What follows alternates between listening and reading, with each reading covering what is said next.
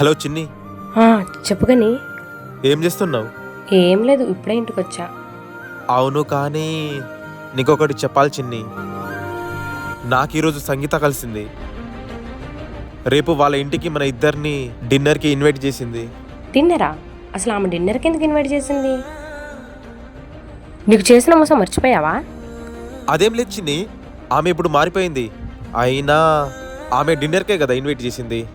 ఏముంది, ఒకసారి వెళ్ళొద్దాం. అయినా ఆమెతో నువ్వెందుకు మాట్లాడావు కానీ? రేపు వాళ్ళ ఇంటికి డిన్నర్కి వెళ్తే మళ్ళీ నా లైఫ్లో రానని ప్రామిస్ చేసింది.